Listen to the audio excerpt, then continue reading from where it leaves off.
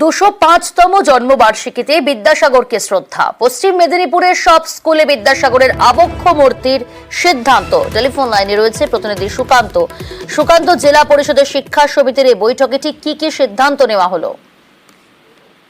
দেখো প্রিয়াঙ্কা, জেলা পরিষদের শিক্ষা কর্মাধ্যক্ষ শ্যামপদ পাত্র তিনি যেটি জানিয়েছেন যে তাদের স্থায়ী সমিতিতে একটি সিদ্ধান্ত নেওয়া হয়েছে বিদ্যাসাগর মহাশয়কে শ্রদ্ধা জানাতে পশ্চিম মেদিনীপুর জেলার সমস্ত প্রাইমারি এবং উচ্চ বিদ্যালয়ে বিদ্যাসাগরের আবক্ষ মূর্তি বসানো হবে।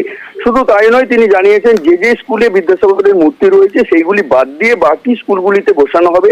এখন আপাতত ঘাটাল মহকুমায়, যেহেতু ঘাটাল মহকুমার ঘাটালের বীরসিংহ গ্রামে বিদ্যাসাগরের জন্মস্থান, তাই এই সামনেই বিদ্যাসাগরের জন্মদিন আসছে।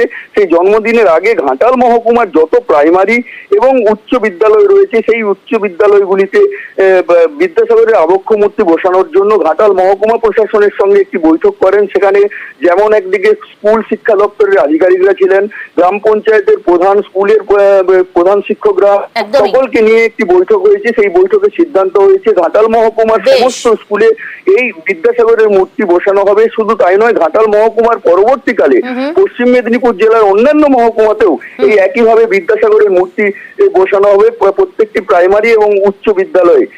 এই সিদ্ধান্ত জানিয়ে দিয়েছেন পশ্চিম মেদিনীপুর জেলার শিক্ষা কর্মাধ্যক্ষ শ্যামপদ পাত্র। ধন্যবাদ। জেলা পরিষদের শিক্ষা কর্মাধ্যক্ষ শ্যামপদ পাত্র মহাশয়ের অনুরোধে আজকে একটি মিটিং এখানে করা হয়েছিল। চেষ্টা করা হচ্ছে জেলা পরিষদের উদ্যোগে এবং সাধারণ মানুষের সহযোগিতায় যাতে করে প্রত্যেকটি বিদ্যালয়ে যে করে বিদ্যাসাগরের মূর্তি স্থাপন করা যায়। আমরা টার্গেটও দিয়েছি যে আমাদের সামনেই 26শে সেপ্টেম্বর বিদ্যাসাগর মহাশয়ের জন্মদিন। ওই তারিখে 205টি বিদ্যালয়ে যেন বিদ্যাসাগরের মূর্তি স্থাপন করা যায়, উদ্বোধন করা যায়।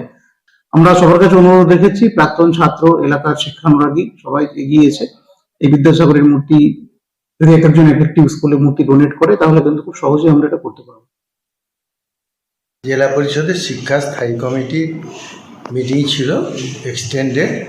সেই মিটিংয়ে একটি প্রস্তাব দিয়েছিলাম আমাদের শিক্ষা প্রতিষ্ঠানগুলিতে একটি করে যেন বিদ্যাসাগরের আবক্ষ মূর্তি স্থাপন করতে পারি।